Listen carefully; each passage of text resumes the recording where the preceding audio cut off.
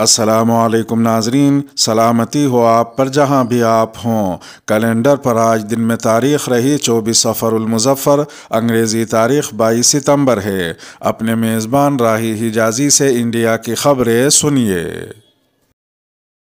امام عمیر الیاسی سے ملنے مسجد پہنچے موہن بھاگوت۔ RSS کے سربراہ موہن بھاگوت نے دہلی میں آل انڈیا امام آرگنائزیشن کے صدر ڈاکٹر عمیر احمد الیاسی سے ملاقات کی ہے۔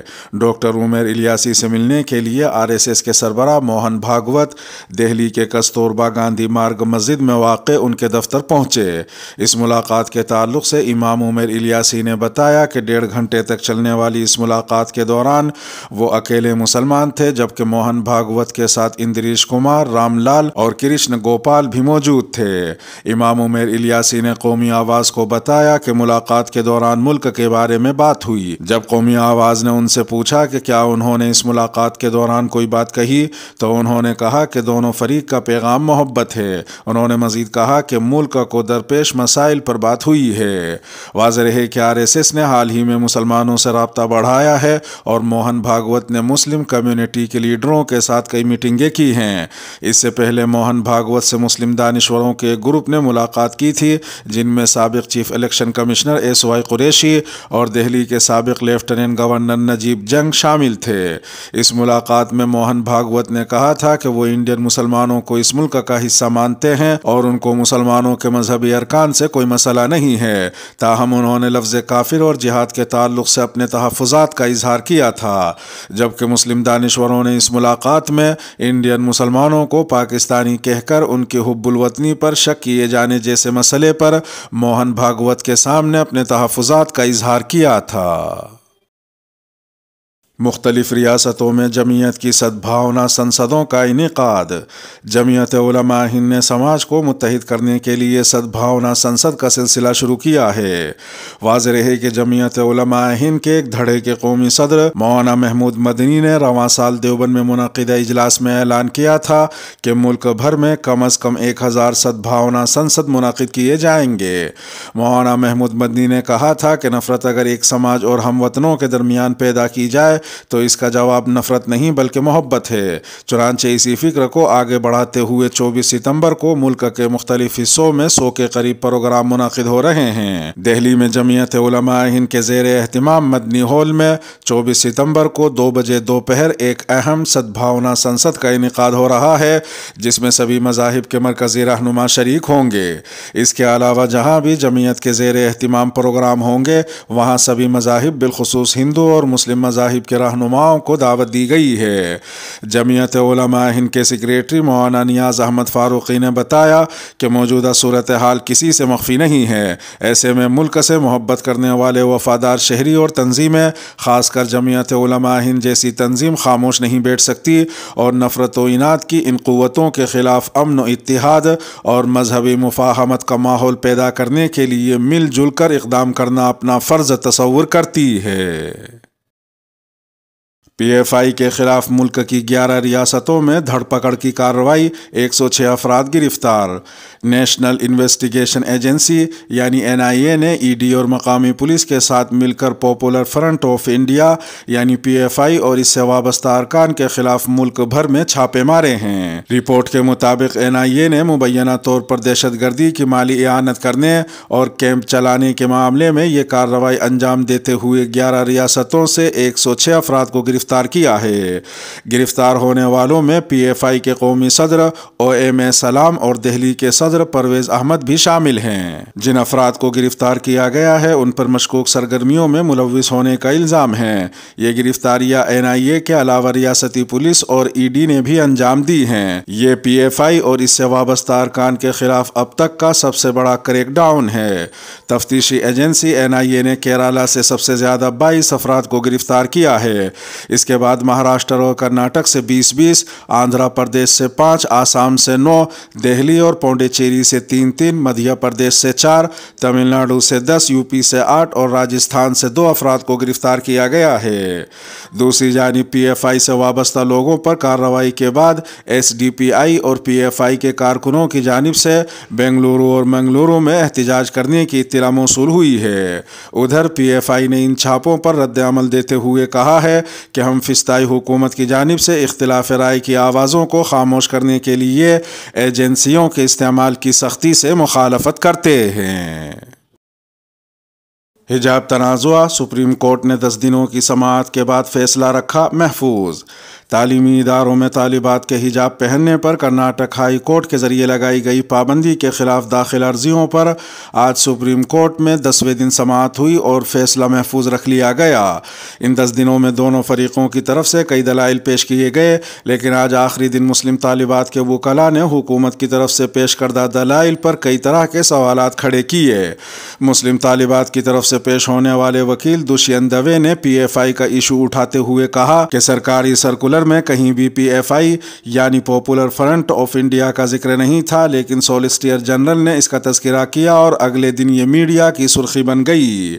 واضح رہے کہ گزشتہ روز سماعت کے دوران کرناٹک حکومت کی طرف سے سولیسیٹر جنرل نے کہا تھا کہ پی ایف آئی کے ذریعے اکسائے جانے کے بعد ہی مسلم طالبات نے حجاب پہن کر کلاسز کرنا شروع کیا تھا۔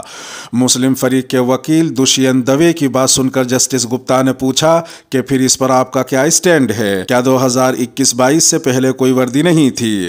اس پر دشینت دوے نے جواب دیا کہ ہماری دلیل یہ ہے کہ حجاب پر کبھی اعتراض نہیں ہوا، یہ اپنی مرضی کے مطابق کی جانے والی رسم ہے۔ پہلے یونیفارم اس طرح لازم نہیں تھی جیسا کہ اب ہو رہا ہے، اس طرح حجاب پر پابندی نہیں لگائی جا سکتی۔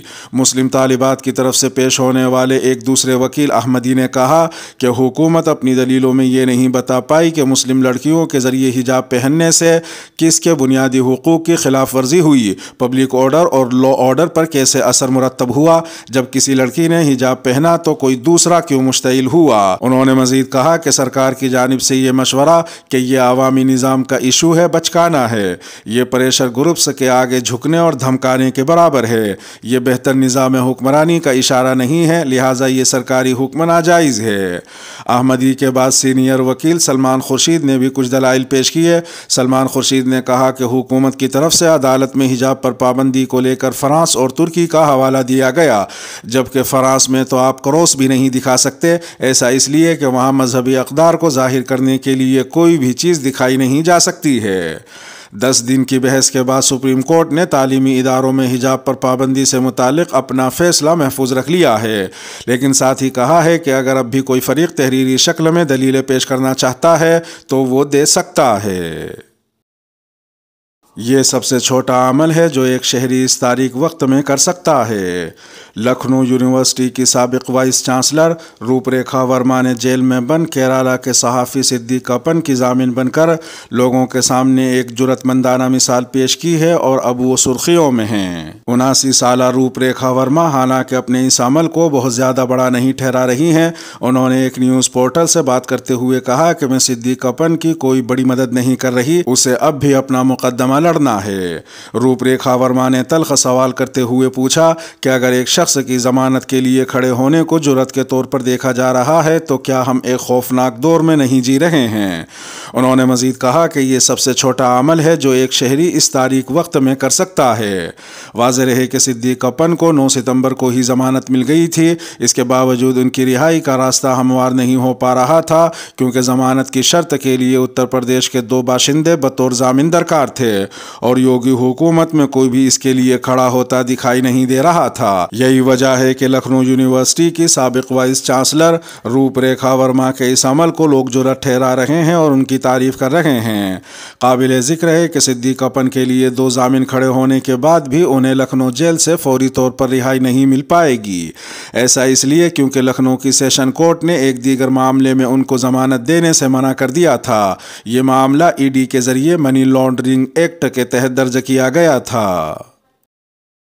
سپریم کورٹ نے ٹی وی چینلوں کو لگائی پھٹکار، خاموش تماشائی بننے پر حکومت سے جواب طلب۔ ملک میں تیزی سے بڑھتے ہیٹ اسپیچ کے معاملوں پر سپریم کورٹ نے ٹی وی چینلز اور نیوز اینکرز کو پھٹکار لگاتے ہوئے سخت تبصرہ کیا ہے۔ سپریم کورٹ نے ٹی وی کو اشتعال انگیز بیان بازی کا پلیٹ فارم بتاتے ہوئے حکومت کو بھی خاموش تماشائی بنے رہنے پر پھٹکار لگائی ہے۔ تفصیلات کے مطابق ہیٹ اسپیچ کے خلاف گزشتہ سال سے داخل عرضیوں کے ایک پلندے کی سماعت کے دوران जस्टिस के.एम. जोसेफ ने कहा कि आजकल टीवी इश्तियाल अंगेज बयान बाजी का प्लेटफॉर्म बन गया है। उन्होंने मजीद कहा कि एंकर की जिम्मेदारी है कि बहस में कोई इश्तियाल अंगेज बयान बाजी न हो। प्रेस की आज़ादी अहमियत रखती है, लेकिन बगैर रेगुलेशन के टीवी चैनल हेट स्पीच का जरिया बन गए हैं। जस्टिस जोसेफ ने कहा कि उन सियासी लीडरान ने इसका ज़्यादा फ़ायदा उठाया है जिन्हें ये टीवी प्लेटफॉर्म स्टेज देते हैं। समाअत के दौरान जस्टिस के.एम. जोसेफ ने कहा कि 10 लोगों को मुबाहसे में बुलाया जाता है, लेकिन जो वाजिब तरीके से अपनी बात रखना चाहते हैं उन्हें खामोश कर दिया जाता है। उन्हें अपनी बात रखने का मौका ही नहीं दिया जाता। उनका ये भी कहना था कि मेन स्ट्रीम मीडिया या सोशल मीडिया पर ऐसी तकरीरें भरी पड़ी हैं, ऐसे में एंकर की ये जिम्मेदारी है कि किसी भी वक्त कोई ऐसा नफरत पर मबनी बयान न दे। प्रेस की आज़ादी अहम है, लेकिन हमें हद मालूम होनी चाहिए। सुप्रीम कोर्ट ने हुकूमत पर सवाल उठाते हुए कहा कि आखिर हुकूमत खामोश तमाशाई क्यों बनी हुई है। हुकूमत को ऐसे मामलों पर मनफी रुख नहीं अपनाना चाहिए, बल्कि कोर्ट की मदद करनी चाहिए। सुप्रीम कोर्ट ने मरकजी हुकूमत से कहा कि वो वाज़े करे कि क्या वो नाजेबा अल्फाज पर रोक लगाने के लिए लॉ कमीशन की सिफारिशात पर कार्रवाई करने का इरादा रखती है या नहीं। अब इस मामले की आइंदा समाअत 23 नवंबर को होगी।